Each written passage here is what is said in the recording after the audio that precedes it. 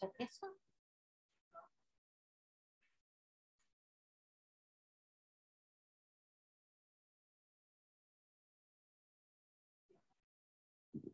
Bueno.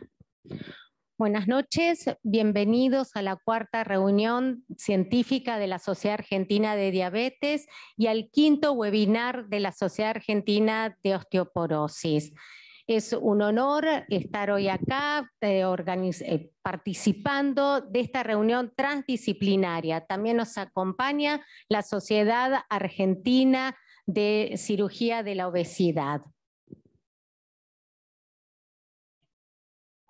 Compartir, por favor.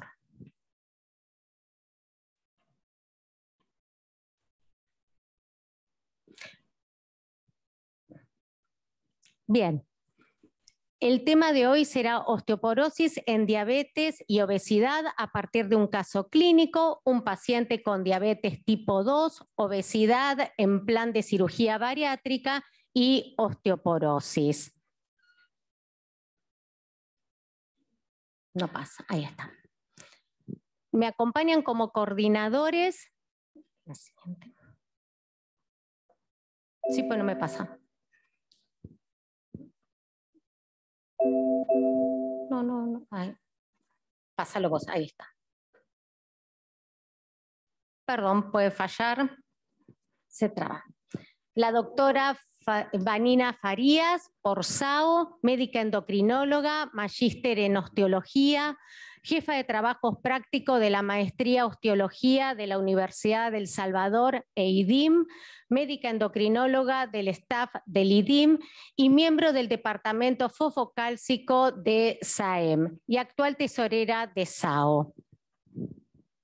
El doctor Pedro Martínez Duarte, por SACO, jefe del Servicio de Cirugía Bariátrica y Metabólica del Hospital Universitario Austral, past president de SACO, miembro de la Asociación Argentina de Cirugía, fellow del Colegio Americano de Cirugía, miembro del Comité de Comunicaciones de la Federación Internacional de Cirugía de la Obesidad, codirector de la Diplomatura en Cirugía Metabólica, docente de la Facultad de Ciencias Médicas de la Universidad Austral. Y quien les habla, mi nombre es María Jimena Soutelo y represento a SAD. Vamos a darle la palabra entonces ahora a Vanina. Vanina, si querés decirnos unas palabras como representante de SAO. Sí, en realidad no tengo cámara porque estoy bloqueada. Pero bueno, la doctora en realidad tendría que estar la doctora, ahí está, ahora me pareció que puedo abrirlo.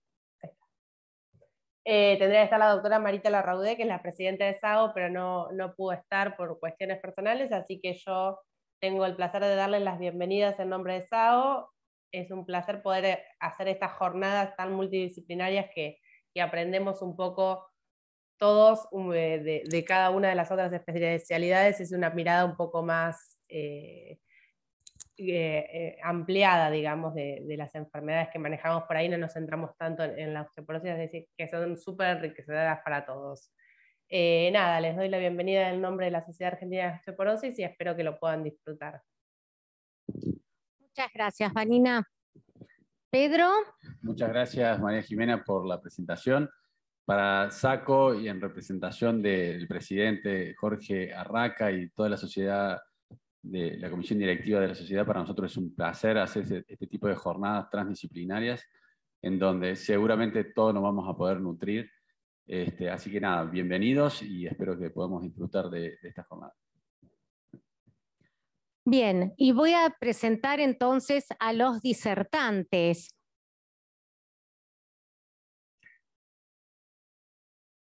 Nos acompaña por SAD la doctora Claudia Zeliski, que en realidad no necesita presentación, pero la voy a presentar igual.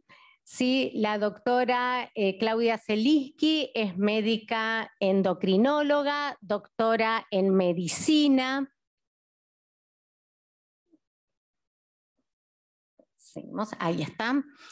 doctora en medicina, investigadora del Laboratorio de Investigación en Osteopatías y Metabolismo Mineral de la Facultad de Ciencias Exactas de la Universidad Nacional de La Plata, médica de planta, coordinadora de la sección Metabolismo Fosfocálcico del Servicio de Endocrinología del Hospital César Milstein, vicepresidenta de la Sociedad Argentina de Osteoporosis.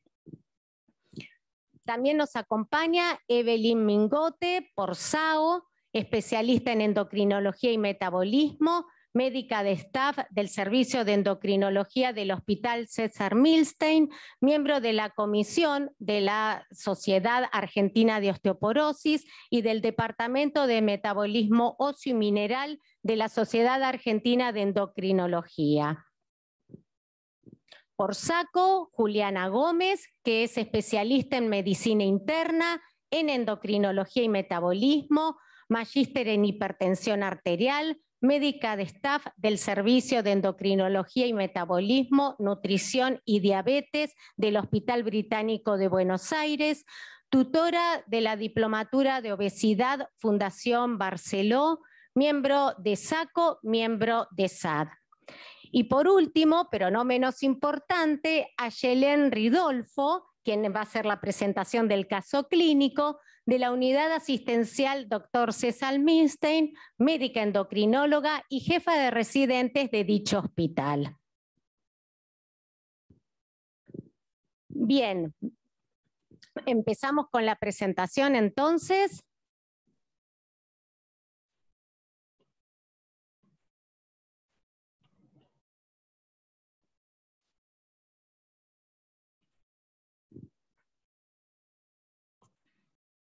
Muy bien, ¿pueden ver la pantalla?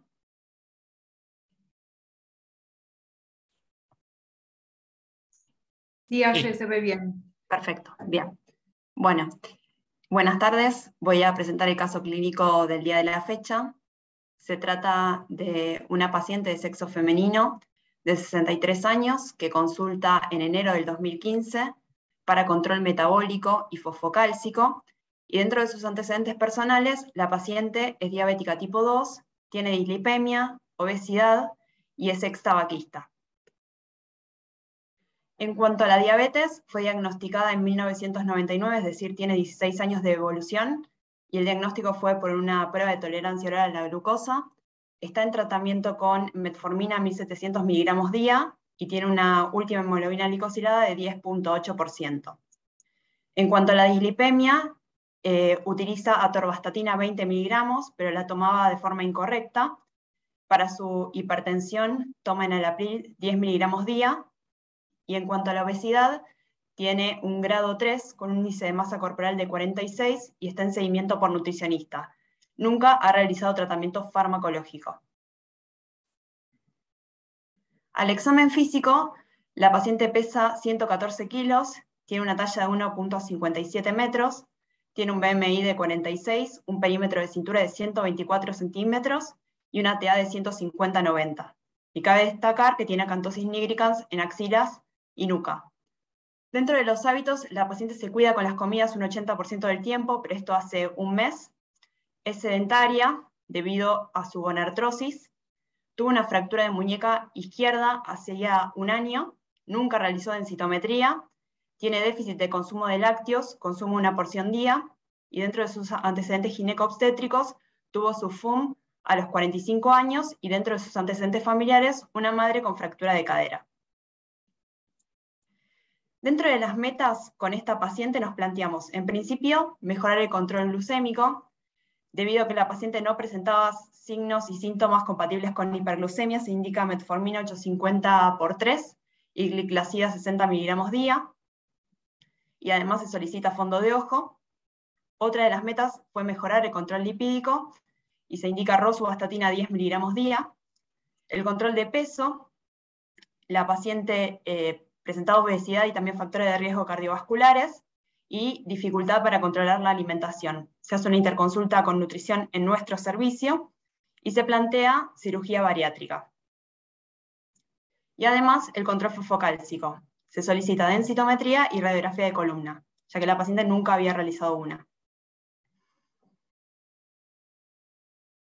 La paciente vuelve a la consulta en febrero del 2015, aporta un fondo de ojos sin retinopatía diabética, inicia dieta, actividad física, y también entra el protocolo de cirugía bariátrica con seguimiento nutricional. Este protocolo es del Hospital César Milstein, que inició en el 2015 y se ha modificado según actualizaciones y estudios publicados. Nosotros realizamos estudios previo a la cirugía y post cirugía bariátrica de forma basal a los 3, a los 6 y a los 12 meses. Y este protocolo está basado en el interrogatorio, el examen físico, medimos el peso, talla, índice de masa corporal, perímetro de cintura y tensión arterial. Solicitamos un laboratorio metabólico, tiroideo y fosfocálcico. Además, solicitamos densitometría, ecocardiograma, ecografía abdominal, ecografía de vaso de cuello y radiografía de tórax, espirometría, riesgo quirúrgico, una interconsulta con psiquiatría y también con nutrición. Y acá están detallados todos los estudios que solicitamos. Este es el laboratorio basal de la paciente. Como datos positivos, encontramos que las transaminasas se encuentran elevadas. Presenta una relación calcio-queratinina de 0.19, un sodio urinario que estaba alto, de 130 miliequivalentes en 24 horas. Una vitamina D deficiente de 12 nanogramos de 78, también elevada. Y al laboratorio metabólico, su hemoglobina glicosilada de 10.8 por una hemoglobina total de 12, y una glucemia de 206 con un colesterol total de 206, HDL 30, LDL 160 y triglicéridos 200 miligramos decilitros, todos elevados. También nos aporta la densitometría y la radiografía. La densitometría era un Lunar Prodigy Advance. La paciente pesaba 112, tenía una talla de 157 centímetros. Tenía un radio ultradistal con una densidad de 0.388 y un T-score de menos 2.6. Radio 33 con una densidad de 0.679 y un T-score de menos 2.5. En L1 y L4 tenía una densidad de 0.753 y un T-score de menos 2.2. Un cuello con un T-score de menos 2.5 y una cadera total izquierda con un T-score de menos 2.4. También nos aporta la radiografía dorsolumbar, frente y perfil, que informaba leve escoliosis, signos de artrosis y no presentaba fracturas ni tampoco aplastamientos vertebrales. Con esta densitometría comienza tratamiento antirresortivo con risedronato 150 miligramos de forma mensual. Bueno, estos son los tipos de cirugía. Tenemos tanto la gastrectomía vertical en manga, la banda gástrica ajustable. En el caso de la paciente se realizó un bypass gástrico en IDERUX, que es el gol estándar para cirugía bariátrica, y se realizó en julio del 2015 sin complicaciones. Nos aporta un laboratorio a los 3 meses posoperatorio, donde se puede evidenciar que las transaminasas comenzaron a descender, aunque seguían elevadas. Tenía un calcio urinario bajo de 40 miligramos en 24 horas, y también los beta-cross labs se encontraban elevados, previos de 700. Actualmente tenía 855 picogramos por mililitro. Y la paratormona de 75 picogramos por mililitro también elevada. En cuanto a la evolución, por su control metabólico se suspende gliclazida desde el postoperatorio y continúa con metformina 750 miligramos por 1, con buen control glucémico. Tenía automonitores glucémicos que oscilaban entre 90 y 100 miligramos por decilitro. Bajó 20% de su peso inicial en 6 meses, actualmente estaba pesando 90 kilos. Tenía una glicosilada que estaba en descenso de 7% para una hemoglobina de 10 total, y tanto la glucemia y el perfil lipídico habían mejorado. En cuanto al control fosfocálcico, se indican multivitamínicos, hierro, calcio 1200 miligramos día, vitamina D3 100.000 unidades mensual, y también continúa con risedronato. Y se solicita laboratorio y densitometría al año de la cirugía. Este es el laboratorio de los 12 meses postoperatorio, donde se ve que las transaminasas se habían normalizado, el calcio urinario continuaba bajo, 55 miligramos en 24 horas, y los beta-cross labs también lo estaban, aunque habían descendido con respecto al último laboratorio. La hemoglobina glicosilada estaba ahora en 6.5, y el perfil lipídico continuaba en mejoría. Esta es la densitometría lumbar y de cadera izquierda a los 12 meses. También se trataba de un Lunar Prodigy Advance. La paciente tenía una talla de 156 centímetros y tenía en L1 un T-score de menos 2.6, L2 menos 2.4, L3 menos 2.1, L4 menos 2.5, en cuello izquierdo un T-score de menos 2.8 y en cadera total un T-score de menos 2.7, que esto había empeorado. En el 2017, la paciente vuelve a la consulta e informa una fractura de cadera derecha por fragilidad.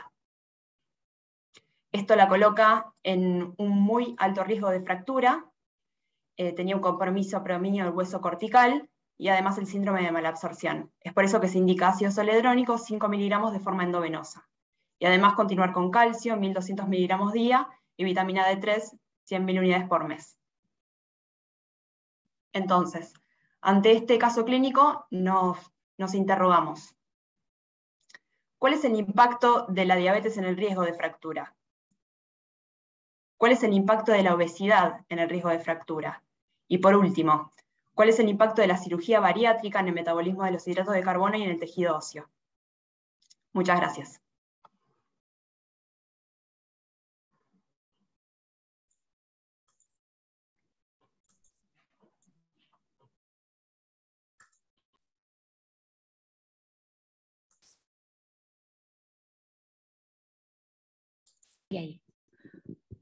Muy bien. Claudia, te escuchamos. Sí, estoy tratando de compartir,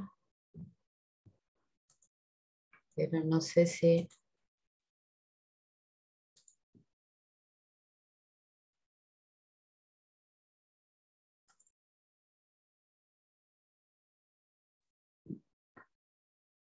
¿Lo ven ustedes? No, no. No.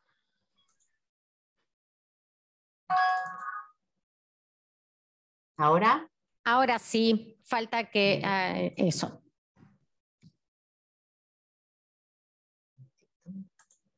Ahí va. Bueno, muchas gracias. Gracias por la invitación, gracias Saye. Y vamos a empezar por tratar de responder la primera pregunta, que es ¿cuál es el impacto de la diabetes sobre el hueso? Vamos a recordar entonces que el riesgo de fractura tiene que ver con la fortaleza ósea, y la fortaleza ósea depende de la densidad ósea y de la calidad ósea, y también de la existencia de un trauma que tiene que ver con el riesgo de caída y la fuerza del impacto. Entonces eso tiene que ver con situaciones inherentes al hueso y situaciones de la economía y, si uno quiere, también del entorno. Entonces, ¿cómo afectaría la diabetes el riesgo de fractura? Entonces, la afectaría primero disminuyendo la fortaleza ósea, esto es alterando la cantidad de tejido óseo, o sea, la densidad ósea, y esto podría hacerse modificando la proliferación, la diferenciación y favoreciendo la muerte de las células óseas, o bien alterando la calidad del tejido óseo, generando la glicosilación a través de productos de glicación avanzada, o una tasa anormal de recambio que altere la estructura del tejido, disminuyendo su elasticidad y flexibilidad, volviéndolo más frágil. Por otro lado, a través de un aumento de riesgo de caídas, y acá tienen que ver las complicaciones de la diabetes, por trastornos visuales asociados a retinopatía y cataratas, por episodios de hipoglucemia relacionados con la terapéutica, por neuropatía, por vasculopatía y por sarcopenia. Vamos a empezar recordando que el colágeno óseo es la principal molécula de la matriz ósea, es el principal constituyente de la matriz ósea, y que estas moléculas se unen entre sí por uniones covalentes, enzimáticas, que primero son divalentes, después maduran a su forma trivalente, las uniones piridinolínicas, y esto lo que hace es estabilizar esta malla de colágeno para hacer el templado de la mineralización, y esto le va a dar flexibilidad y elasticidad, y la mineralización la rigidez adecuada. Ahora, hay situaciones en las cuales estas moléculas se unen de una manera diferente. Y cuando tenemos niveles elevados de glucosa, cuando hay un aumento del estrés oxidativo, estas moléculas de glucosa que tienen un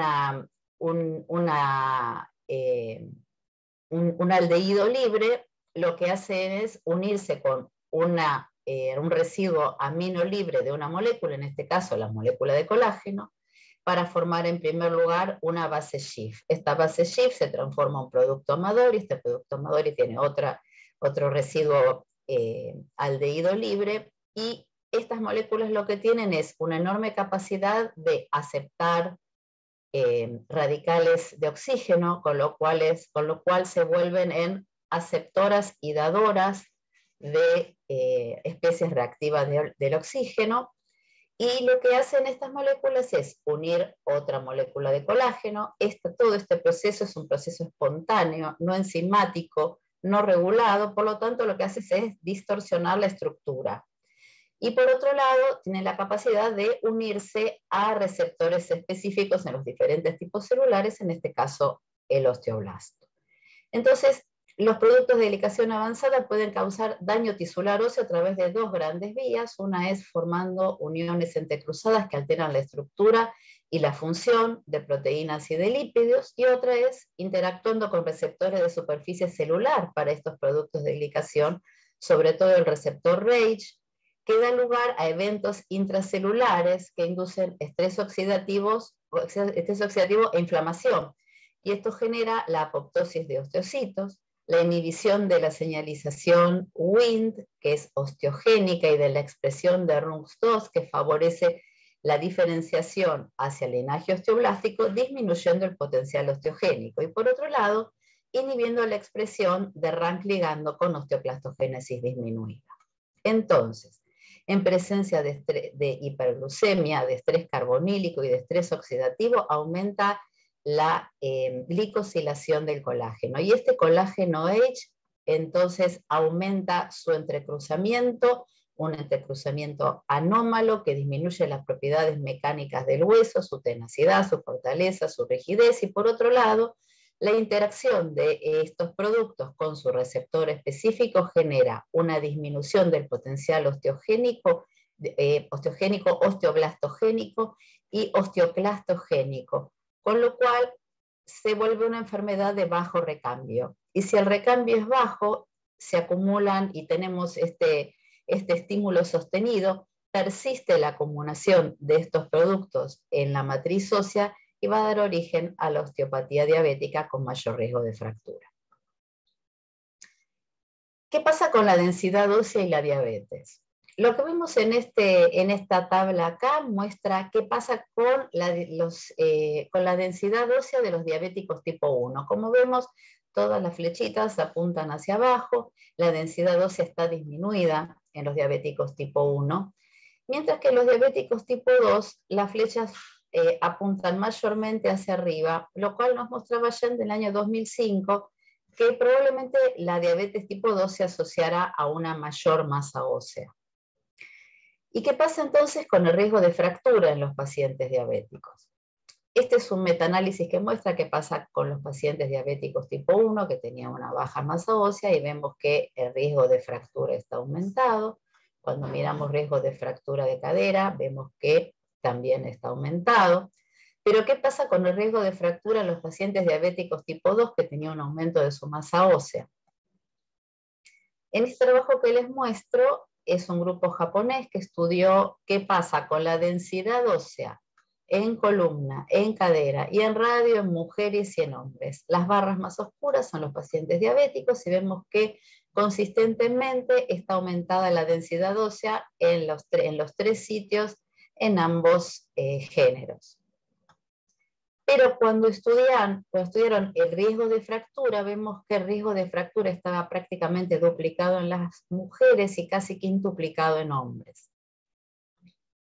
Entonces estudiaron cuál era el riesgo de fractura vertebral ante un aumento de la densidad ósea en individuos no diabéticos y pacientes diabéticos, y como vemos en sujetos no diabéticos el riesgo disminuía, pero esto no se verificaba en los diabéticos. Por lo tanto, concluyen que en pacientes diabéticos el riesgo de fractura observado es mayor que el esperado por su densidad ósea.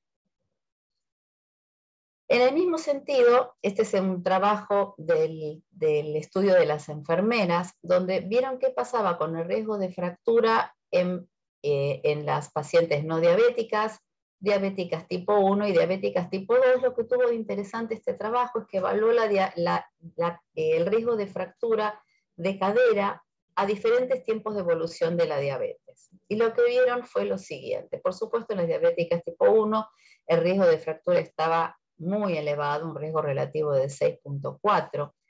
En las diabéticas tipo 2 estaba duplicado con respecto a la población normal. Ya a los 5 años de evolución de la diabetes había un 70% más de riesgo, el riesgo era de 1.7, era de 1.8 entre 5 y 11 años de evolución, pero las que tenían más de 12 años de evolución el riesgo era de 3.1. Entonces la primera conclusión de este trabajo es que el riesgo aumenta con el tiempo de evolución de la diabetes. Otra cosa que estudiaron fue qué pasaba con el tratamiento de las diabéticas tipo 2. Y lo que vieron es que las que no habían usado nunca insulina tenían un riesgo de 1.9, mientras que las que sí habían usado tenían un riesgo de 3.4, o sea, más que triplicaban el riesgo de fractura. Concluyendo entonces también que además del tiempo de evolución, una mala tolerancia a la glucosa aumentaba significativamente el riesgo de fractura. Lo que vemos acá es la relación entre T-score de cuello femoral en hombres y mujeres y su relación con el riesgo de fractura a 10 años de evolución. Y lo que vemos es que para cada valor de T-score, el riesgo de fractura en mujeres y hombres con diabetes tipo 2 fue mayor que la de la población no diabética. Y esto se calcula que es aproximadamente aumenta un 0,6% de desvío estándar en mujeres y un 0,4% en hombres. Por lo tanto, el riesgo de fractura observado es mayor que el estimado por la densidad ósea de estos pacientes, sugiriendo que mecanismos fisiopatológicos que no pueden ser evaluados por la densidad ósea serían responsables de la fragilidad ósea de los pacientes diabéticos. Les muestro ahora qué pasa con la microarquitectura ósea. Este trabajo que les muestro acá es un estudio realizado con tomografía computada cuantitativa periférica de hueso de radio de mujeres con diabetes tipo 2. El panel superior son las mujeres controles, el panel medio una mujer diabética no fracturada y el panel inferior es de una mujer diabética fracturada. Y lo que podemos ver es lo siguiente. Esta tecnología nos permite evaluar de manera separada el compartimiento trabecular del compartimiento cortical, permite evaluar la densidad ósea volumétrica, y lo que vemos es que en cuanto al compartimiento trabecular, quizás hasta esté aumentado en las pacientes diabéticas tipo 2. Pero cuando vemos qué pasa con el hueso cortical, que es el responsable de la resistencia ósea, que se apoya en el hueso, en la fortaleza del hueso cortical, lo que vemos acá como puntos verdes son los poros de la cortical. Y miren, esta es la paciente, es el individuo normal, la paciente diabética no fracturada, y lo que vemos acá es que esta cortical está absolutamente porótica o trabecularizada. Entonces, el aumento de riesgo de fractura en la diabetes tipo 2 podría estar asociada con una resistencia ósea deteriorada debido a la redistribución ineficiente de la masa ósea, que se caracteriza por una pérdida del hueso cortical compensada densitométricamente por un aumento de la densidad ósea trabecular. En cuanto al Trabecular Bone Score o puntuación de hueso trabecular o score de hueso trabecular, este es un parámetro de textura que evalúa las variaciones de escalas de gris de los píxeles de la imagen de una densitometría de columna que está relacionada con la microarquitectura ósea y el riesgo de fractura, y da información independiente de la densidad ósea. Y lo que vemos acá en este estudio de TBS en mujeres diabéticas es que este metaanálisis muestra que las mujeres diabéticas tienen un TBS consistentemente menor que las no diabéticas a pesar de una mayor densidad ósea. ¿Qué pasa con la herramienta de cálculo de riesgo de fractura a 10 años, FRAX? Esta herramienta es una herramienta muy conocida y en la cual se apoya muchísimas de las últimas guías de intervención en osteoporosis. Es una herramienta que permite calcular la probabilidad a 10 años de una fractura a partir de factores de riesgo. Y esto es la edad, el sexo, peso y talla, o sea, índice de masa corporal, y datos dicotómicos como la existencia o no de una fractura previa, el antecedente de fractura de cadera de los padres, si es o no fumador activo, el uso de glucocorticoides, la presencia de artritis reumatoidea, osteoporosis secundaria, 3 o más dosis de alcohol por día. Por otro lado, la herramienta puede calcular con estos datos el riesgo de la probabilidad de fractura a 10 años, pero también permite incorporar la densidad ósea de cuello femoral en un valor absoluto o como T-score, y también permite ajustar con el score óseo trabecular si uno lo tiene. ¿Qué pasa en las diabetes? En la diabetes se vio que las herramientas de evaluación de riesgo, como la herramienta FRAX, subestima el riesgo de fracturas osteoporóticas en la diabetes tipo 2.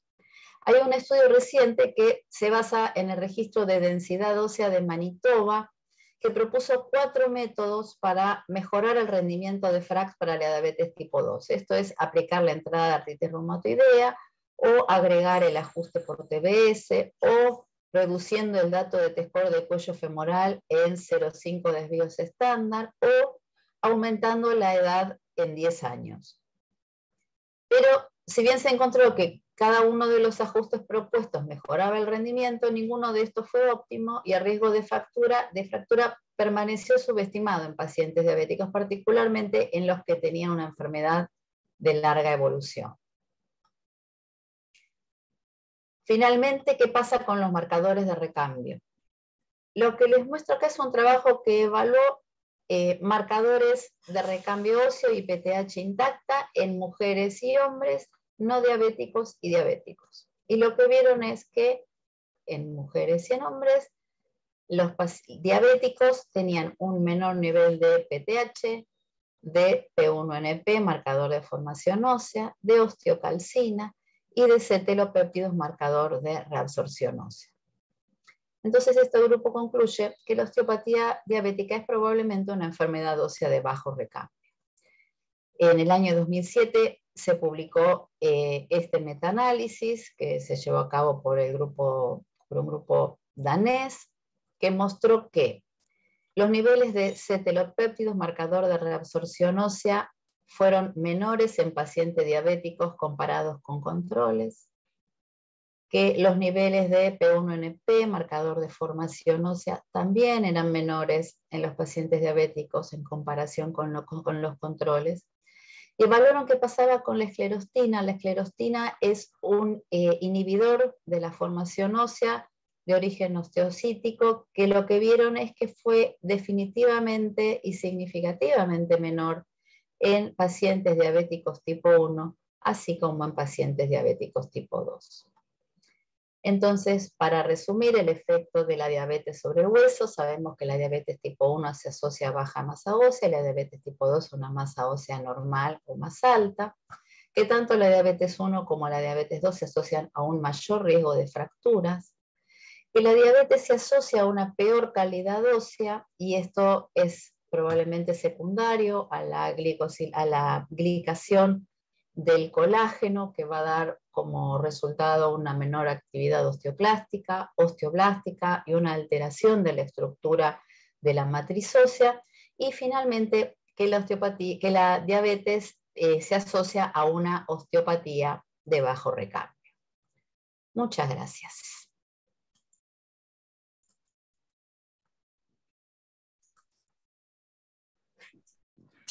Muchas gracias, Claudia. Continuamos con Evelyn. Bueno, Buenas noches, muchas gracias por la invitación. Y bueno, respondiendo al segundo interrogante, que es el impacto de la obesidad sobre el hueso, vamos a hacer una breve revisión. Bueno, para introducirnos en el tema, recordamos que obesidad y osteoporosis son dos problemas mayores de salud global, cuya prevalencia se encuentra en aumento en las últimas décadas. Desde el 75, la obesidad se ha casi triplicado en todo el mundo, y para el 2016, 40% de las personas adultas tenían sobrepeso y un 13% eran obesas. Para el 2020, por otro lado, más de 14 millones de personas de más de 50 años presentaban osteoporosis y otros 47 millones baja masa ósea. Dado que se proyecta... Ay, perdón. Ahí está, perfecto, no me funcionaba la flechita. Dado que se proyecta que el sobrepeso y la obesidad afectará a más del 50% de la población adulta para el 2030, es muy importante determinar cómo se debe considerar la obesidad en la evaluación del riesgo de fractura. Y por otro lado, sabemos que la interacción entre obesidad y metabolismo óseo es compleja y que no se comprende aún en su totalidad. La relación entre masa magra y densidad ósea emerge de estudios clínicos ya de la década del 80-90, donde se creía que la obesidad tenía un efecto osteoprotector debido a su mayor densidad mineral ósea y al papel protector del tejido adiposo subcutáneo en el impacto de las caídas. Sabemos que el bajo peso es un conocido factor de riesgo de fracturas, pero ¿es realmente la obesidad protectora del riesgo de fracturas?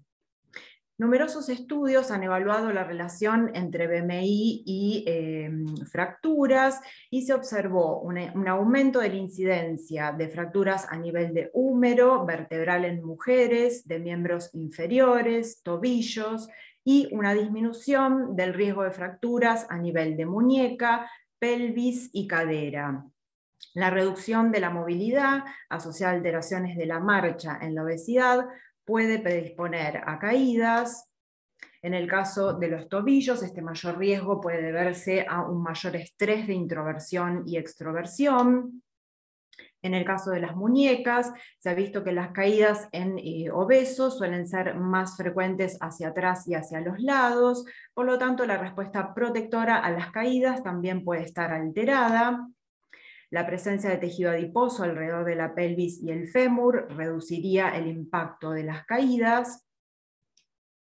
Por lo tanto, se considera que la relación entre obesidad y fracturas es sitio-específica, ya que aumenta la incidencia en ciertas localizaciones y la disminuye en otras. Pero evaluando un poquito más en profundidad qué es lo que pasa con la cadera, vamos a repasar algunos trabajos.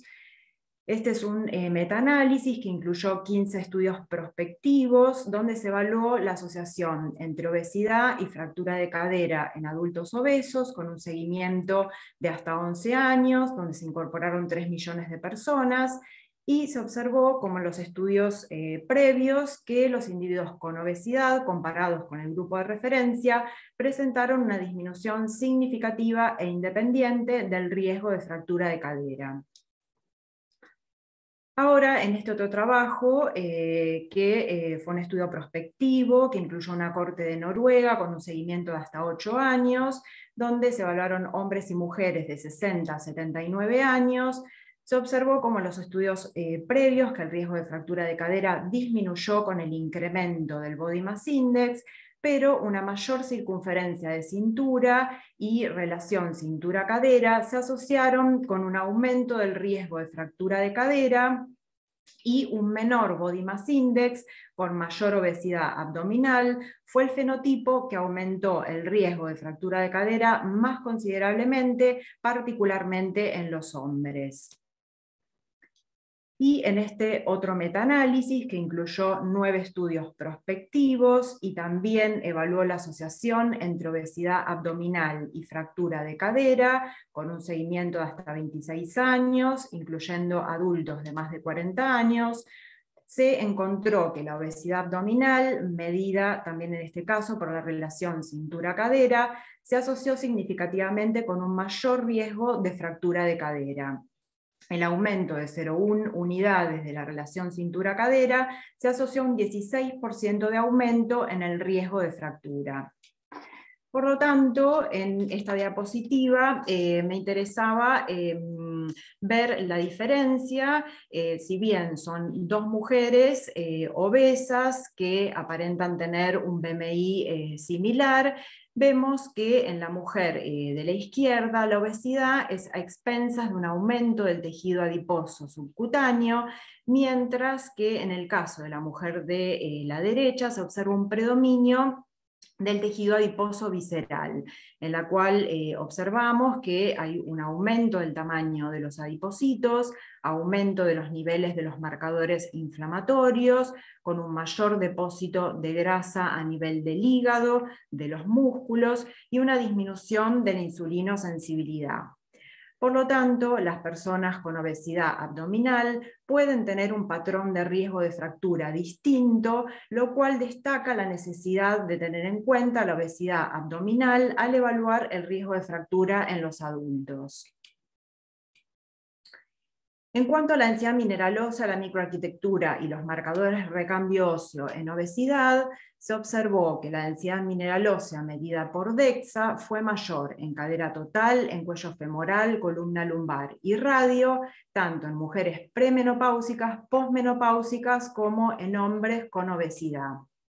El marcador de resorción ósea CTX fue menor en personas con obesidad, y resultados conflictivos fueron reportados en base a los marcadores de formación, P1NP, y a la osteocalcina, en los cuales no hubo diferencia o se encontraron menores niveles comparados con los no obesos. En este trabajo se comparó la densidad mineral ósea en mujeres obesas fracturadas versus obesas no fracturadas, y se vio que los T-scores en columna y cadera fueron significativamente menores en las mujeres obesas que experimentaron fracturas no vertebrales comparado con mujeres obesas de igual edad que no presentaron fracturas. Y por otro lado, al comparar mujeres obesas con no obesas fracturadas, las mujeres obesas con fracturas presentaron un T-score medio en cuello femoral de -1.5 versus -2 que presentaron las no obesas con fracturas, lo cual sugiere que las fracturas ocurren a mayor densidad mineral ósea en las mujeres obesas versus las mujeres delgadas. A pesar que la densidad mineral ósea a menudo se encuentra en rango de normalidad u osteopenia en mujeres obesas posmenopáusicas que se fracturan, esto puede reflejar una adaptación al aumento de la carga por el mayor peso y no necesariamente indicaría una mayor fortaleza ósea. Potenciales errores que podemos encontrar en la medición de densidometría en obesidad o en el exceso de adiposidad puede artificialmente aumentar la densidad mineral ósea, especialmente en el esqueleto axial. El coeficiente de variación es mayor y la precisión de la densidad mineral ósea es menor en las personas obesas. El posicionamiento puede ser un desafío en estos pacientes, y además en añosos la obesidad aumenta el riesgo de osteoartritis en columna, que puede sobreestimar también la masa ósea. Al evaluar la masa ósea por tomografía computada de alta resolución en obesos, se observó que tenían mayor densidad mineral ósea volumétrica en tibia y radio, mayor densidad mineral ósea trabecular a expensas de un mayor número de trabéculas, mayor densidad mineral ósea cortical, mayor grosor y una menor porosidad cortical, sin diferencias en el tamaño del hueso. Dichos datos sugerirían que la mayor densidad mineral ósea presente en los pacientes obesos sería un efecto real y no un artefacto causado por la superposición de los tejidos blandos. En este cuadrito podemos ver qué pasa con la densidad mineral ósea y la estructura ósea en mujeres posmenopáusicas, como en el caso de nuestra paciente, que presentan osteoporosis, obesidad y diabetes 2.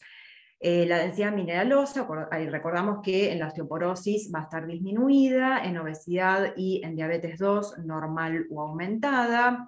El recambio óseo podemos encontrarlo aumentado en la osteoporosis, disminuido en obesidad y diabetes. La densidad trabecular disminuida en osteoporosis, aumentada en obesidad, normal o aumentada en la diabetes 2. La densidad cortical disminuida en osteoporosis y diabetes 2, mientras que estaría aumentada en la obesidad, y la porosidad cortical va a estar aumentada en osteoporosis, diabetes y disminuida en obesidad.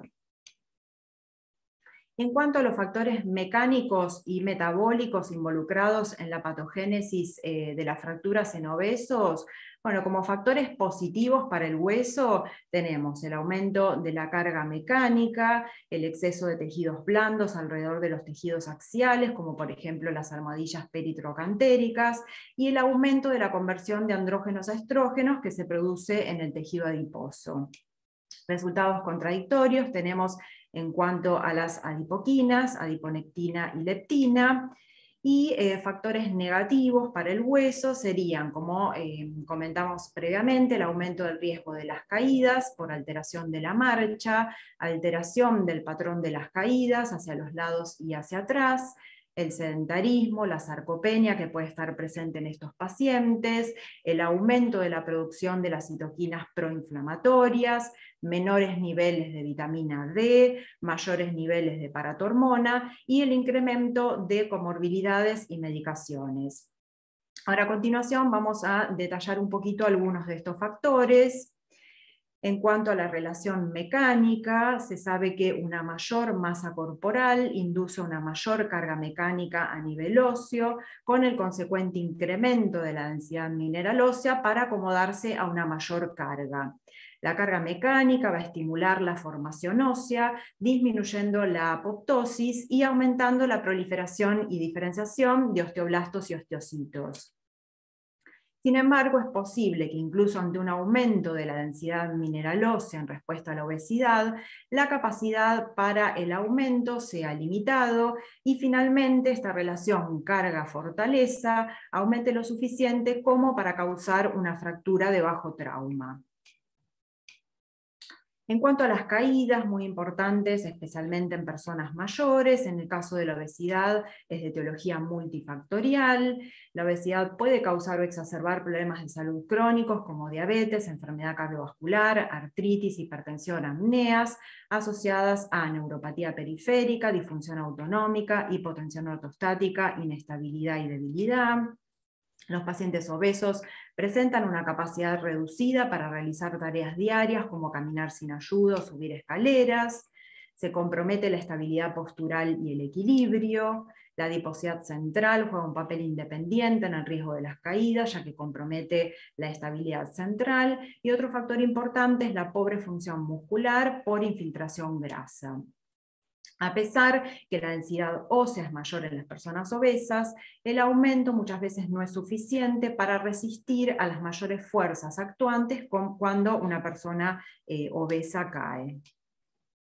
En cuanto a las adipoquinas, leptina y adiponectina, bueno, recordamos que la leptina es una hormona anorexígena que indica saciedad en el cerebro y almacenamiento de energía en varios sistemas de la periferia. Está directamente relacionada con el porcentaje de grasa corporal, típicamente elevada en obesidad, es un factor independiente de riesgo cardiovascular, y a nivel óseo los resultados son complejos, ya que han sido reportados tanto efectos positivos como negativos a nivel del contenido mineral óseo. Por diferentes mecanismos se ha descrito que la leptina tiene un efecto antiosteogénico central y un efecto osteogénico periférico. Por otro lado, la adiponectina, producida por el tejido adiposo, tiene un rol protector en el sistema cardiovascular y el metabolismo de la glucosa, se encuentra reducida en personas con obesidad, diabetes y se eleva ante la pérdida de peso. Los niveles de adiponectina se encuentran inversamente relacionados con los niveles circulantes de PCR, TNF-alfa, interleuquina 6, siendo estos dos últimos inhibidores potentes de la expresión y secreción de adiponectina. Y igual que en el caso de la leptina, los efectos a nivel óseo son contradictorios. La mayoría de los estudios in vitro encuentran que la adiponectina promueve la proliferación y diferenciación de osteoblastos e inhibe la osteoclastogénesis. Estudios in vivo han sido inconsistentes y los estudios clínicos no han mostrado un efecto beneficioso y varios han mostrado una relación inversa entre los niveles circulantes de adiponectina con la densidad mineral ósea y las fracturas. Muy breve comentario acerca de la obesidad osteosarcopénica. Sabemos que es un síndrome progresivo que puede comenzar con cualquiera de las tres alteraciones, ya sea osteopenia, osteoporosis, sarcopenia, obesidad, y cada una de las cuales se va a iniciar ya desde un nivel celular, a partir de una desregulación que se produce en el linaje de las células madre, con una consecuente derivación hacia una mayor síntesis de adipocitos a nivel óseo. Van a disminuir los osteoblastos, aumentar los osteoclastos y producirse un desacople del remodelado. A nivel muscular se observa una disminución de las fibras musculares y una disminución de la capacidad de regeneración. Y a nivel del tejido adiposo, variación en las células T, aumento de los macrófagos proinflamatorios, hipertrofia de adipocitos y acumulación de adipocitos muertos. Todo esto va a llevar a una alteración en la secreción de osteoquinas, mioquinas, adipoquinas, inflamación, insulinoresistencia. Esto se va a manifestar con cambios físicos, un aumento del tejido adiposo, principalmente ectópico visceral, disminución de la masa muscular y una disminución de la masa ósea. Todo esto a su vez nos va a llevar a una desregulación metabólica sistémica, disminución de la funcionalidad, aumento de las caídas y aumento del riesgo de fracturas con la consecuente inmovilidad o discapacidad. En cuanto a las citoquinas proinflamatorias, estas estimulan la diferenciación y activación del osteoclasto y el aumento de la secreción de citoquinas por el tejido adiposo y de las especies reactivas de oxígeno van a incrementar la resorción ósea y de esta manera disminuir la densidad mineral ósea. La asociación entre las dos patologías depende en gran parte de un estado inflamatorio crónico. En cuanto a la vitamina D, menores concentraciones de vitamina D han sido reportados en individuos obesos comparados con aquellos normopeso, con una relación inversa entre la 25-hidroxivitamina D y el peso corporal, la circunferencia de cintura y el porcentaje de masa grasa. La 25-hidroxivitamina D en general es un 20% menor en obesos versus los normopeso y la prevalencia de deficiencia de vitamina D es mayor en los obesos, llegando a un 40-80%. Las posibles explicaciones serían una insuficiente ingesta, una limitada exposición solar, menor síntesis hepática que puede darse por una disminución de la 25-hidroxilación por estatosis hepática, disminución de la expresión de hidroxilasas en el tejido adiposo, mayor degradación por aumento de actividad de las 24-hidroxilasas, disminución de la biodisponibilidad secundaria a dilución volumétrica o al secuestro en el tejido adiposo y a una suplementación inadecuada. Todo esto nos va a llevar a una disminución de la absorción de calcio, que puede también llevarnos a un hiperparatiroidismo secundario, a lo cual también va a contribuir un aumento del Body Mass Index y un aumento de la leptina. Como recomendaciones, prevención de caídas, cese del tabaquismo, tratar de evitar el alcohol, calcio entre 1000 y 1200 miligramos día, preferentemente con la dieta, o suplementos en caso de intolerancia, una vitamina D suficiente como para lograr una 25-hidroxivitamina D mayor a 30, recordar que los pacientes obesos en general requieren dosis mayores, una ingesta adecuada de proteínas y, muy importante, un programa de actividad física para atenuar la pérdida ósea durante la restricción calórica, tanto ejercicios aeróbicos como de resistencia. Y por último, para terminar, en cuanto a la intervención farmacológica en obesidad, sabemos que es muy frecuente el subtratamiento en general y más aún en las personas obesas. Pocos sujetos obesos han sido incluidos en los trials clínicos de medicación antiosteoporótica y en general con baja densidad mineral ósea. La base de la evidencia para el tratamiento en sujetos obesos es débil y las decisiones en la práctica clínica están basadas en la eficacia antifractura de intervención en no obesos. Escasa evidencia disponible sugiere que el tratamiento de la osteoporosis reduciría el riesgo de fractura de manera similar a los pacientes no obesos, pero cierta evidencia muestra que sería menos efectiva en fracturas no vertebrales en las mujeres con sobrepeso o obesidad. Y para concluir, históricamente la obesidad se creía era protectora contra la osteoporosis, pero numerosos estudios han cambiado esta creencia. Los efectos de la obesidad sobre el hueso han mostrado ser sitioespecíficos, aumentando el riesgo de ciertas fracturas. Varios mecanismos mecánicos, bioquímicos y hormonales han sido propuestos para explicar la asociación entre tejido adiposo y hueso. El tejido adiposo visceral puede ejercer diferentes efectos óseos deleterios comparado con el tejido subcutáneo, y las fracturas en obesos, principalmente mujeres posmenopáusicas, contribuyen en gran medida al global de todas las fracturas de esta población, de cuya fisiopatología todavía mucho nos falta por conocer. Y para darle paso a la doctora Juliana, recordemos que tenemos una paciente con múltiples factores de riesgo que va a ser derivada a cirugía bariátrica, y dentro de los factores de riesgo tenemos la edad, la fractura de cadera materna, que la paciente que era una ex tabaquista sedentaria, tenía un escaso consumo de lácteos, escasa exposición solar, una fuma a los 45 años, hipovitaminosis D, paratormona elevada, la diabetes, la obesidad abdominal, la osteoporosis, fractura de muñeca y el descenso de peso indicado pre-cirugía bariátrica. Bueno, muchas gracias. Muchas gracias, Evelyn. Y bueno, le vamos a dar paso a Juliana. Si en la audiencia hay alguna pregunta, tienen ahí el lugarcito para preguntas y respuestas, o en el chat, es lo mismo, ¿sí? ¿Están viendo mi pantalla? Sí. Allá.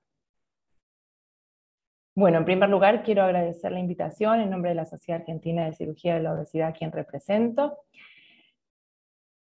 Perdón, ahí me tocó responder la última pregunta, y es ¿cuál es el impacto de la cirugía bariátrica en el metabolismo de los hidratos de carbono y en el metabolismo óseo? Estos son mis conflictos de interés, y vamos a empezar diciendo que, como todos sabemos, la cirugía bariátrica es el tratamiento más efectivo para la obesidad severa. La cirugía bariátrica va a tener distintos impactos a nivel de los tejidos por mecanismos que son muy variados. Vamos a ver, por ejemplo, a nivel del metabolismo de los hidratos de carbono, que va a haber una mejoría en esta patología, que va a haber una mejoría en el control de la diabetes tipo 2, mejorando en primer lugar la sensibilidad a la insulina. Pero, ¿qué pasa con respecto a la formación y a la masa ósea? Vamos a empezar con los resultados en el metabolismo de los hidratos de carbono. Sabemos que la cirugía bariátrica determina mayores pérdidas de peso en pacientes con obesidad severa en comparación con los enfoques médicos intensivos, que además induce remisión o mejoría de la diabetes 2 y de otras comorbilidades que están relacionadas con la obesidad. pero que los efectos metabólicos de la cirugía bariátrica parecen ser en parte independientes de la pérdida de peso. Y en este sentido, vamos a ver que hay determinantes que van a ser inmediatos o mediatos y que van a impactar en esta mejoría de la glucemia en nuestros pacientes con diabetes tipo 2. Son muchos los mecanismos que median este resultado. No vamos a detenernos en todos porque no tenemos el tiempo suficiente, pero sí quiero contarles que cuando comenzaron las cirugías bariátricas empezaron a verse que aquellos pacientes con trastornos en el metabolismo de los hidratos de carbono, con diabetes 2, tenían una mejoría franca, muy pronta, y que no tenía relación con la pérdida de peso. Entonces comenzaron a postularse distintas hipótesis y al día de hoy lo que sí sabemos es que hay un efecto incretínico aumentado y que esto es inmediato post cirugía. Este aumento incretínico inmediatamente después de la cirugía, a la larga va a mostrar también un aumento en la secreción y mejoría del uso de esta insulina, la insulina endógena. Pero que además, a medida que pasa el tiempo, también va a haber una mejoría en la sensibilidad hepática de la insulina y a lo largo del tiempo una mejoría en la sensibilidad periférica de la insulina. Esto va a llevar que los pacientes con diabetes 2 tengan mejoría e incluso remisión de su diabetes a lo largo del tiempo. Este es un trabajo que se publicó el año pasado, en donde los autores comparan un grupo de pacientes que se realizaron cirugía bariátrica y que tenían diabetes tipo 2 con un grupo de pacientes con tratamiento médico, con un seguimiento a 10 años. El endpoint primario era la resolución de la diabetes con una hemoglobina glicosilada menor a 6,5 o con una glucemia menor a 100. A los 10 años, 37,5% mantuvieron remisión de la diabetes, es decir, cumpliendo estos objetivos.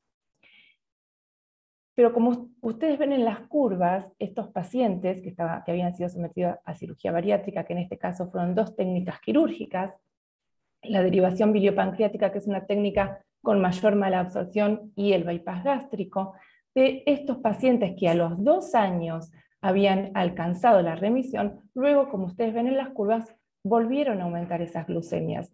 Pero a los 10 años mantuvieron un control glucémico aceptable. Fíjense que tenían una hemoglobina glicosilada de 6,7.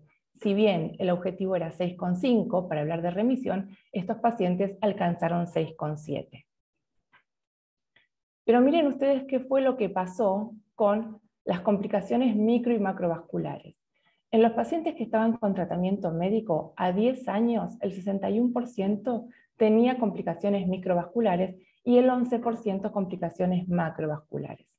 En cambio, los pacientes que estaban en el tratamiento quirúrgico, solo el 5% de ellos a los 10 años tuvo complicaciones microvasculares.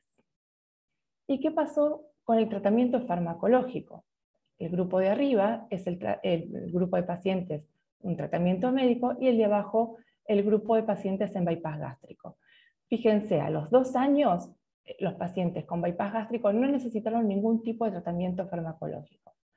Los pacientes que estaban en tratamiento con tratamiento médico necesitaron hipoglucemiantes orales y insulina o hipoglucemiantes orales. Y a los 10 años, ¿qué pasó con estos pacientes? De los que habían sido operados, el 25% no requirió ningún fármaco y solo el 5% necesitó insulina, contra más de un 50% de pacientes que necesitaron insulina de los que estaban en el grupo de tratamiento médico. Pero no solo es importante cuántos pacientes alcanzan la remisión, sino el intervalo de tiempo dentro de la remisión. Y en este trabajo, más de 1.100 sujetos con un seguimiento a 4,5 años, los autores dividieron a los pacientes en 3 grupos según las técnicas quirúrgicas. Las técnicas más malabsortivas, como son la derivación biliopancreática, la gastrectomía en manga y el bypass gástrico, como es la técnica que se hizo la paciente del caso clínico. Entonces, vieron cuánto tiempo estos pacientes pasaban en remisión y a mayor malabsorción, mayor tiempo en remisión. Pero de las técnicas quirúrgicas que son más usadas y que más conocemos, que son el bypass gástrico y la gastrectomía vertical en manga, el bypass demostró superioridad en comparación con la gastrectomía vertical en manga para mantener a los pacientes con diabetes 2 en el tiempo en remisión. Y cuando hablamos de cirugía bariátrica, hablamos de que la indicación es en aquellos pacientes que tienen un índice de masa corporal mayor o igual a 40 o 35 con comorbilidades.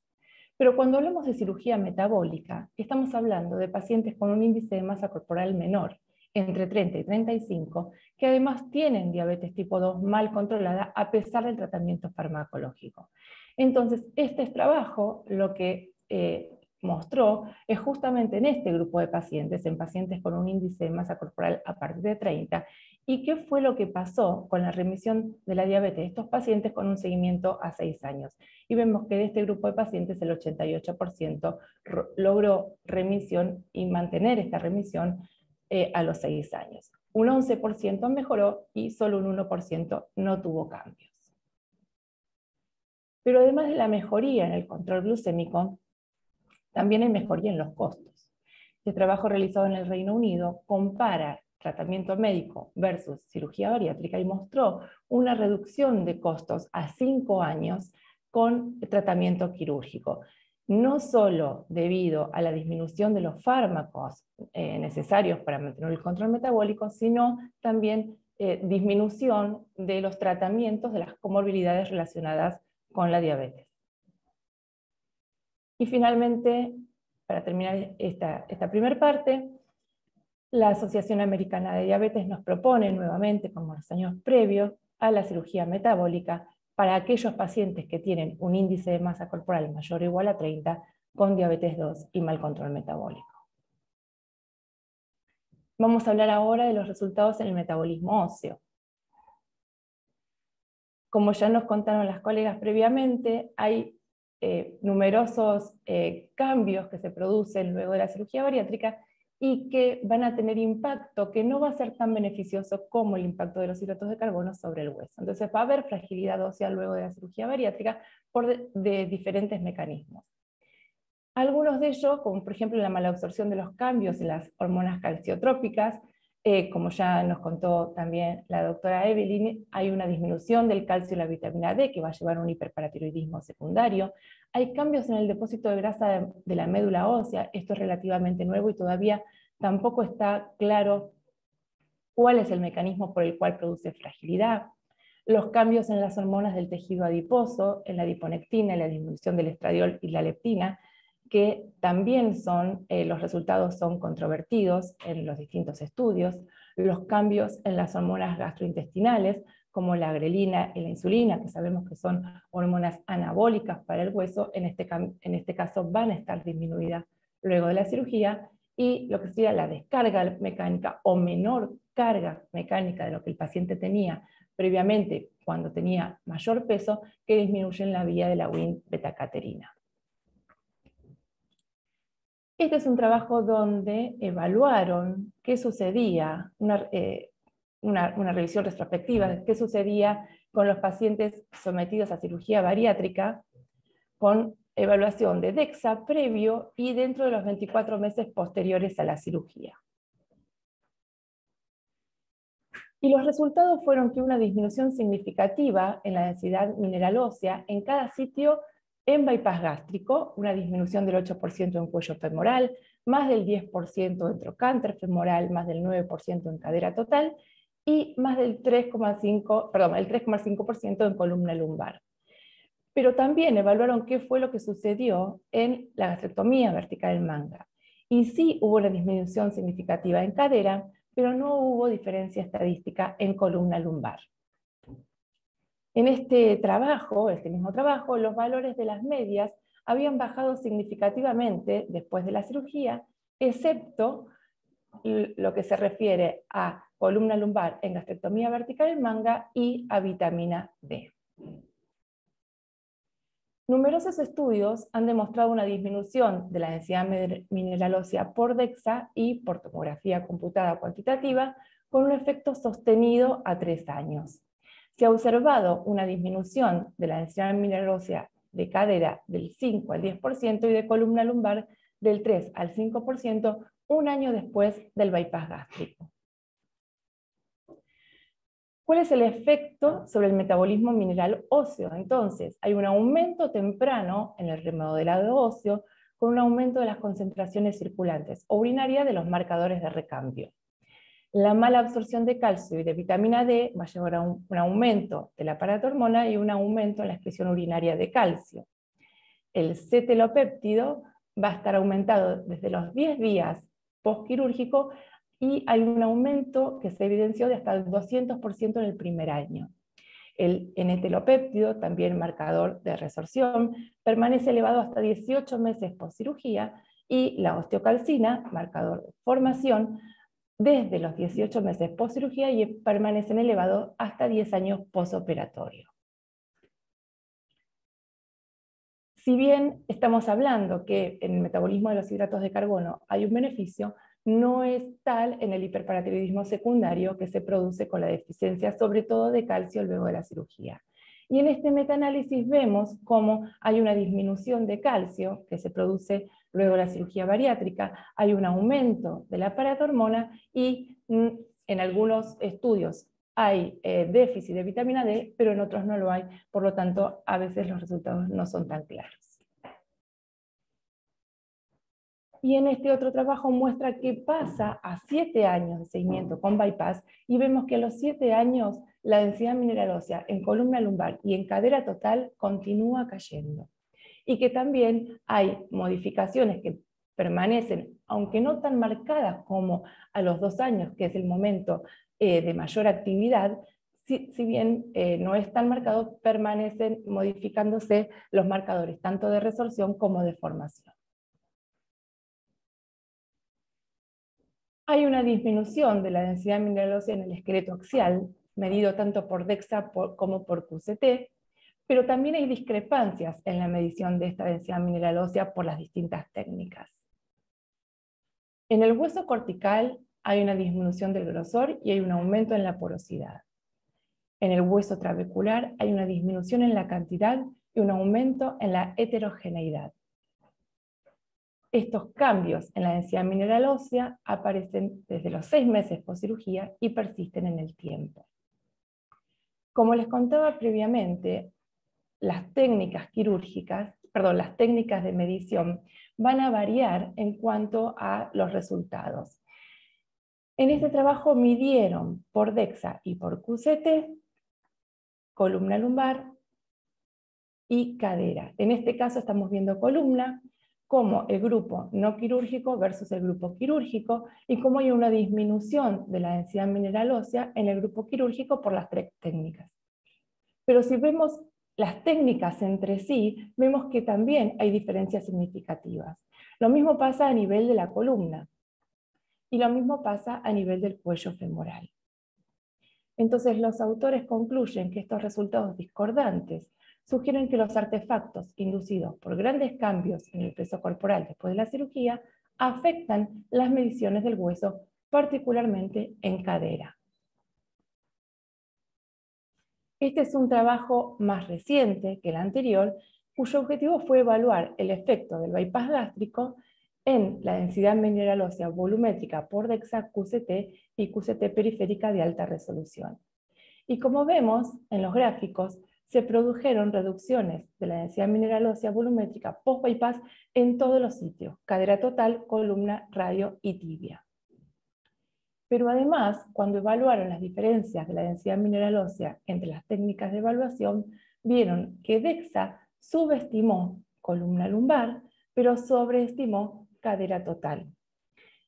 Entonces, el screening de la masa ósea mediante la tecnología tridimensional parecería ser una prueba fundamental para prevenir el riesgo de fracturas, al menos en este grupo de pacientes. Otro estudio evaluó el riesgo de fractura mayor osteoporótica en un grupo de pacientes con cirugía bariátrica comparado con grupos controles. Y el grupo de pacientes operados con cirugía bariátrica tuvo significativamente mayor riesgo de fracturas. Y además, cuando lo evalúan según los sitios de fractura. El bypass gástrico fue significativo para muñeca y antebrazo. También fue significativo el bypass gástrico para cadera y fue significativa la gastrectomía vertical manga para el húmero. ¿Qué nos recomiendan las guías en cirugía bariátrica? En primer lugar, la suplementación con calcio elemental de 1200 a 1500 miligramos día, dependiendo de la técnica quirúrgica. Estamos hablando en este caso de manga y bypass. Si son técnicas con mayor malabsorción, se requiere más dosis, y dosis de vitamina D para alcanzar, como había dicho la doctora previamente, un nivel mayor a 30 nanogramos por mililitro. Y la evaluación con DEXA, para evaluar la densidad mineral ósea, a los 2 años luego de la cirugía. Con respecto al tratamiento, los agentes antirresortivos, tanto bifosfonato como denosumab, deben considerarse en pacientes postcirugía con osteoporosis, siempre y cuando hayamos tenido una adecuada terapia de reemplazo con calcio y vitamina D. Y si la terapia antirresortiva está indicada, la vía más adecuada, por lo menos hasta el momento, es la endovenosa, ya que no tenemos en todo claro cómo se produce la absorción por vía oral. Y si los bifosfonatos fueran mal tolerados o ineficaces, se puede considerar el uso de denosumab. Los mensajes finales son que la cirugía bariátrica es el tratamiento más eficaz en obesidad severa con resultados a largo plazo. A nivel metabólico demostró mejoría e incluso remisión de las comorbilidades como la diabetes 2, pero a nivel del metabolismo óseo hay un aumento significativo del remodelado, con disminución de la densidad mineral ósea, especialmente en las técnicas con mayor componente malabsortivo, la disminución de la ingesta y absorción de calcio y vitamina D, el hiperparatiroidismo secundario y la carga mecánica reducida son los principales factores que contribuyen a la reducción de la densidad mineral ósea. Y esto es todo. Muchas gracias. Excelente, Juliana. Bueno, mientras la audiencia se va animando a hacer preguntas, ¿puedo hacer una? Bueno, claro. Perfecto. La primera va para Claudia. Claudia, ¿cómo evaluamos entonces el riesgo de fractura en los pacientes con diabetes y obesidad? Porque nos mostraste que por ahí los marcadores no son muy exactos, que la densitometría tampoco. ¿Cómo crees vos que deberíamos evaluar entonces a nuestros pacientes? Mira, ¿Cuál es lo que tenemos a mano, no? También. Sí, la verdad que los datos son bastante heterogéneos. Lo que uno tendría que tener en cuenta es este tipo de correcciones. Primero, que si un individuo tiene osteoporosis, tiene osteoporosis. Perfecto. O sea, si la masa ósea está baja, está baja. Bien. Y se trata en consecuencia, como una osteoporosis. Si uno tiene una masa ósea que no está en rango osteoporótico para los criterios habituales, lo que uno debería hacer es, según diferentes estudios, restarle un 0,6. O sea, si tenemos un menos 1,9, habría que interpretarlo como un menos 2,5 el T-score. Bien. El uso terapéutico de los agentes antiosteoporóticos también es un problema en la diabetes. ¿Por qué? Porque todos los fármacos fueron estudiados de la misma manera que decía Juliana, en estudios no dirigidos, y como también decía Eve, los estudios no estaban dirigidos a población diabética. Entonces, todos los datos que tenemos son análisis post-hoc de un pequeño subgrupo diabético en los estudios, en los grandes estudios pivotales. Entonces, bueno, todos estos estudios mostraron que todos tienen resultados, sobre todo bifosfonatos, denosumab, raloxifeno y teriparatide, y bueno, y se trabaja de la misma manera que se trabajaría un no diabético. Bien, y te hago otra pregunta. ¿Hubiese cambiado algo en esta paciente si hubiese estado tratada con inhibidores de SGLT2? ¿En qué cosa? En el riesgo de fractura. de fractura. Los primeros trabajos con inhibidores de SGLT2 mostraban un aumento de riesgo de fractura.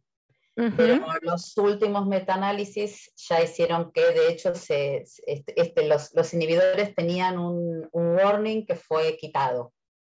Así que en los últimos trabajos muestran que este riesgo no está aumentado. Únicamente mostró el estudio Canvas un aumento de riesgo en los pacientes que aparte eran hipertensos, pero no se vio en los estudios posteriores. Perfecto. Bueno, acá tenemos una pregunta de la audiencia. Dice, buenas noches, ¿la disminución de la densidad mineral está controlada en mujeres pre o postmenopáusicas? ¿Es conveniente pensar en tratamiento de prevención antes de los 2 años post cirugía bariátrica o actuamos antes de confirmar el déficit? Seguramente es para Juliana. me la apropié. Una de las formas de prevenir es justamente mantener un buen aporte de calcio y vitamina D siempre, y la indicación de ejercicio. Uno no va a tratar, como decía Claudia, no va a tratar si no hay osteoporosis, no vamos a tratar. La prevención siempre, en aquellos pacientes, y sí el dosaje de calcio, de vitamina D, y estar controlándolos. No tiene mucho sentido, por lo menos por ahora los trabajos no nos habilitan a hacer seguimientos más cercanos, salvo que, por ejemplo, esta paciente que ya tenía una osteoporosis, quizás si ya el paciente viene con osteoporosis post cirugía, lo mira con otros ojos. Pero simplemente, si el paciente no tiene el antecedente y se hace la cirugía bariátrica, la recomendación es la población general. Les hago una consulta a Yelen. Vos mencionaste al comienzo de la presentación que le pidieron una densitometría ósea a la paciente. De inicio, ¿es de rutina pedirles a ustedes en el servicio una densitometría ósea? Sí, nosotros a todos los pacientes que se van a someter a una cirugía bariátrica les pedimos densitometría, dependiendo del peso de columna lumbar y cadera o directamente de radio. Ajá, bien. Eso nosotros no lo solemos hacer. ¿Ustedes, Juliana, cómo lo manejan eso? No, tampoco, salvo que sea un paciente que tenga factores de riesgo y que uno, independientemente de la cirugía, le va a pedir una densitometría, pero no de rutina, no lo hacemos como screening prequirúrgico, tampoco. Perdón, igualmente vale aclarar que nuestros pacientes son todos mayores en general mayores de 65 años. Bueno, en ese caso sí, claro. Pero no por la cirugía, diríamos, no sería indicación prequirúrgica, sino por la edad ya de la paciente, o factores de riesgo que tenga. En ese caso sí, claro. Sabemos que hay distintos tipos de bypass gástricos en IDRUX en cuanto a las longitudes de las asas biliares más largas, asas biliares más cortas. Probablemente este dato técnico no lo tengas, pero por ahí en un paciente con cierto riesgo, uno va a procurar dejar una asa biliopancreática más corta, con una asa común más larga, para obtener mayor absorción mineral, ¿no?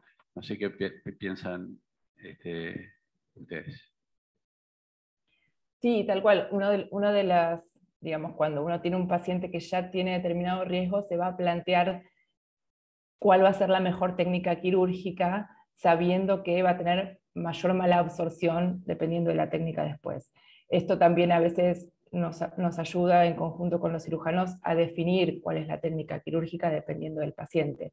Pero sí, saber que un paciente va a tener una técnica más malabsortiva y nos va a llevar a tener otro tipo de precauciones, si no tiene la osteoporosis previa, ¿no? Bien. Bien, una pregunta para Evelyn. Si tenés algún dato sobre el impacto de las drogas para la obesidad en el hueso, si hay algún estudio, si conoces de algo.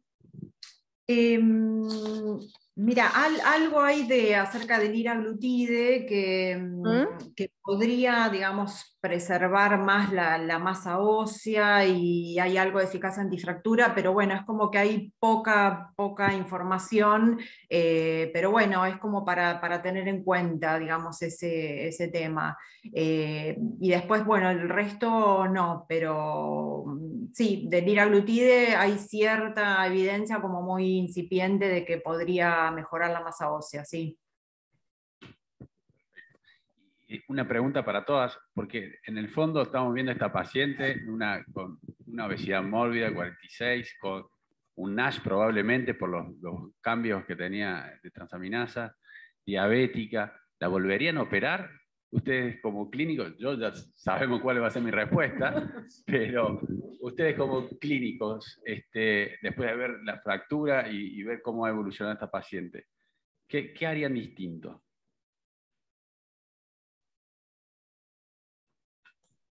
Yo creo que sí, que la terapéutica es correcta. Era una obesa mórbida y probablemente tuviera mucho más patología si uno la deja librada a su suerte. Entonces uno, sin duda cada uno tiene el corazoncito donde lo tiene. Entonces si me preguntas a mí si me preferiría que no se fracture, bueno, pero de cualquier manera esta paciente se fracturó antes de operarse. Se fracturó también después de operarse, pero ya la primera fractura fue antes. Una hemoglobina glicosilada prácticamente en rango, ¿no? 6 con algo. Si no sí, por eso, claro. Entonces uno hace un riesgo-beneficio y claro que sí, que probablemente la hubieran vuelto a operar. Porque acá estamos en un ambiente científico, pero cuando uno va al real world evidence, ¿no es cierto? La gente por ahí, los médicos clínicos evitan derivarnos a este tipo de pacientes. Y es una realidad, ¿no? Pero bueno, claro, inclusive veíamos que el calcio, inclusive le dan calcio, sustrato de calcio, no le dan citrato de calcio para la prevención. O sea, hay un mal manejo y un mito de la cirugía que es todo en contra, ¿no? Y estamos viendo que cómo mejorar las transaminasas, cómo mejorar la hemoglobina glicosilada. Sí, tuvo una fractura que probablemente la iba a tener, sin lugar a dudas, por lo que explicaste vos, Claudia, con respecto al impacto de la diabetes y más de la obesidad. Sí, yo no podría decir sin lugar a dudas la hubiera tenido de cualquier manera la fractura de cadera. Probablemente está ligada a esto, pero esto nos deja también, entre todo, esto es una paciente muy complicada, tenés entradas por todos lados y razones por todos lados para que se fracture. Quizás lo que sirve y lo más importante de estas reuniones es trabajar en equipo. Entonces, que cada uno trabaje y que todos trabajemos juntos para ayudar a esta paciente a llegar bien más adelante. Quizás fármacos que sean endovenosos, un adecuado aporte de calcio y vitamina D, un chequeo, un estarle encima al paciente para que haya una buena compliance con el tratamiento. Yo creo que la cosa pasa por ahí. Chicas. Creo que lo dijeron por ahí, el seguimiento. Nosotros hacemos un seguimiento anual de condensitometría ósea. ¿Alcanza eso o deberíamos ir pidiéndole pensar en otra cosa? ¿No? Y la verdad que a veces nos pasa que, bueno, como también comentó Evelyn, los marcadores están muy altos y uno ve una densitometría ósea que es normal. Entonces ahí, bueno, ¿qué está pasando? La realidad es que las técnicas tridimensionales no están al alcance todavía. Entonces ahí ya tenemos como un gran gap de decir, bueno, ¿qué hacemos con estos pacientes, ¿no? Y por ahora yo creo que es el seguimiento más cercano, pero no tenemos otras herramientas por el momento. No las tenemos a mano, no las tenemos al alcance todavía, ¿no? Yo iba a preguntar sobre el TBS en obesidad y en cirugía bariátrica. Si aporta algo, si puede ser algo beneficioso. Ya vimos que por ahí en diabetes tenemos pacientes que tienen la misma densidad mineralosa y por ahí el paciente con diabetes va a tener una microarquitectura alterada. ¿Qué pasa o qué estudios hay o qué saben ustedes sobre el TBS en pacientes con obesidad y post-cirugía bariátrica? Sí, en obesidad generalmente el TBS está afectado por la superposición de los tejidos blandos y digamos, lo que se ve es que digamos, es menos predictivo que en una persona normopeso, o sea, tiene un margen de error importante, o sea, se podría usar, pero como todo hay que interpretarlo, digamos, como todo en estos pacientes, ¿no? que es mucho más fácil, más difícil de interpretar los estudios. Así que sí, digamos que tiene un coeficiente de variación mucho mayor, reproducibilidad del TBS, digamos, todo es mucho más complejo, sí. Sí, sumado a lo que dice Evelyn, no nos olvidemos que el paciente post cirugía bariátrica sigue siendo un paciente con obesidad, ¿no? Por lo tanto, sigue teniendo esta misma complejidad de interpretación con esta técnica. La realidad es que las veces que lo pedí en aquellos pacientes que tenían marcadores muy elevados con densitometrías normales, no me aportó ningún dato, por lo menos por ahora. Tampoco tengo una gran casuística, pero de los que pedí no tuve ningún resultado positivo. Bárbaro, perfecto, gracias. Acá tenemos una pregunta de Fernanda que saluda, buenas noches.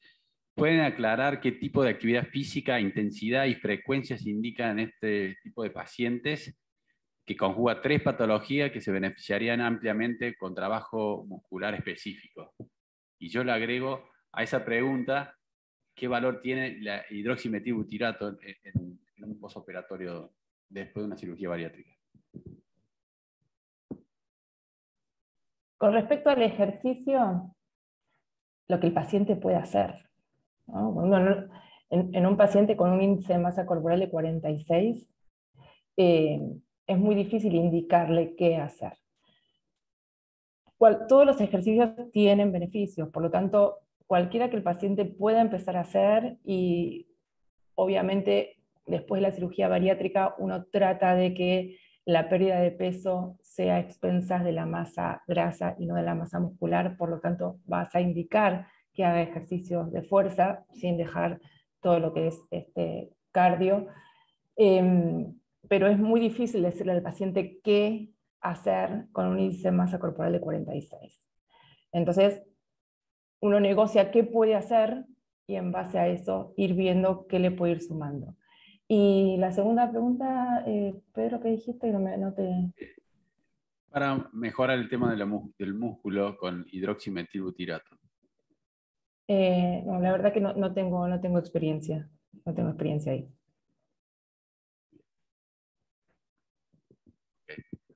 Bueno, creo que no hay más preguntas. Yo tengo algunas de SAO. Perfecto, sí.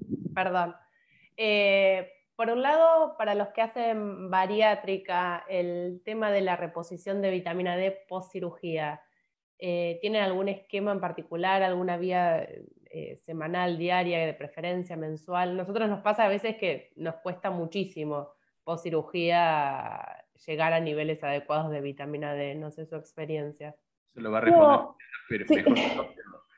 Creo que también en el preoperatorio, porque creo que el 60% de los pacientes que van a cirugía bariátrica tienen vitamina D, capaz que me quedo corto, vitamina D baja. Entonces tenemos que procurar llegar a una vitamina D por arriba de 30 antes de la cirugía. Que estoy hablando como cirujano, así que dejo. No, está perfecto, está muy bien la idea. Sí, obviamente es la meta a la que queremos llegar, tratamos de poder llegar antes de la cirugía. La población general tiene baja vitamina D, así que el paciente con obesidad que tiene otros factores ahí que lo complican mucho más. Y la verdad que después de la cirugía, por lo menos en la práctica no se nos hace tan difícil. Es vía oral y el paciente lo puede tomar mensualmente, cada 15, obviamente depende no tenemos un esquema fijo, depende del valor que tenga el paciente. Pero ya a los 15 días, 20 días que ya puede que está comiendo lo más bien, digamos, ¿no? Que puede tolerar bien un comprimido viral o las ampollas bebibles. No hay gran complicación. No tienen grandes. No. Bien. Y después acá la doctora Torresilla pregunta, sabiendo que el paciente diabético tiene una gran afección de la densidad cortical y que después le va a disminuir post cirugía mucho su carga mecánica, ¿ustedes recomendarían hacerle una densitometría antes del año, a los 6 meses o no? Post cirugía, a los 6 meses post cirugía. Sí. La verdad que la recomendación es 2 años post cirugía. Obviamente, plantearse adelante el paciente. El paciente es como decían las colegas, una paciente de 65 años posmenopáusica con ya factores de riesgo, y uno no va a esperar los 2 años post cirugía. Pero si es una paciente joven, en edad fértil, que la verdad es que y no tiene factores de riesgo, y uno no tendría por qué pensar antes en hacerle una densitometría. Bien. Y después acá hay otra pregunta. Para el plan nutricional en los pacientes con obesidad, ¿estaría indicada la calorimetría indirecta como mejor opción para el cálculo del gasto energético en reposo? No está indicada. La calorimetría indirecta no es fácil de hacer, no es accesible, y por supuesto depende para qué datos quiera sacar. Para un paciente que está en tratamiento para cirugía bariátrica, no nos aporta ningún dato distinto, salvo que estemos buscando en un particular, pero en general no. En la práctica diaria, todos los pacientes que van a cirugía bariátrica, hacerle una calorimetría indirecta, no es algo, no es viable. Bien, y después hay un comentario de la doctora Sputeri que habla del uso de la Extreme, de la microarquitectura periférica en pacientes obesos, como para ver un poco más allá de la densidad. Pero bueno, no sé qué opinión tienen y bueno, es bastante difícil por ahí en la práctica diaria, ¿no?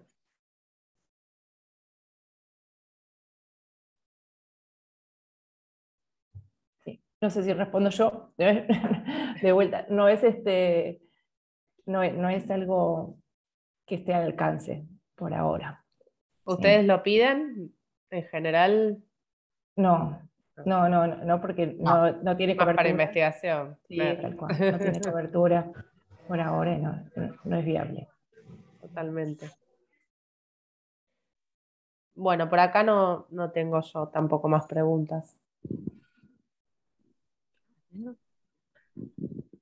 Bueno, agradecerles a las doctoras por las excelentes presentaciones, realmente fue muy, muy claro.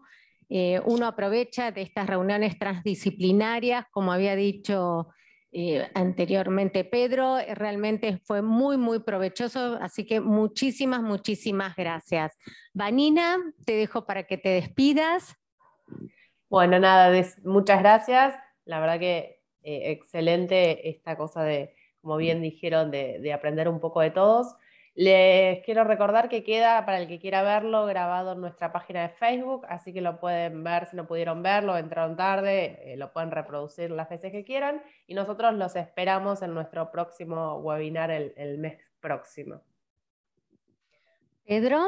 Bueno, muchas gracias. También me sumo a las felicitaciones por las presentaciones. La verdad que hemos aprendido, como esperabas, en estas reuniones. Cada vez aprendemos más. Así que agradecerles y saludos para todos. Bueno, antes de despedirnos, queremos dar 2 ganadores, ¿sí? Pues nosotros hicimos un sorteo para el curso de complicaciones crónicas en diabetes tipo 1, ¿sí? Perdón. Perdón, que fue ganado por Villagra María Flora, y el ganador del curso de diabetes tipo 2 en el niño y en el adolescente es Hermosa Romero César Augusto. Así que bueno, los felicitamos. Está la doctora Silvia Lapertosa. Silvia, ¿querés dar unas palabras? No, solamente agradecerles, realmente muy interesante la mesa y sobre todo el trabajo común de 3 sociedades. Agradecerles a todos los disertantes, a los coordinadores, y bueno, hay que seguir trabajando juntos para mejorar esta situación. Silvia, como no estás, acá vamos a poner un cartelito de saco y vamos a poner una secretaría, ¿sabes? No hay ningún problema, a tu disposición. Gracias por recibirnos. Muchas gracias. Los esperamos en la 5ª reunión. Buenas noches. Buenas noches. Buenas noches, gracias. Buenas noches, gracias por todo. Gracias, hasta luego.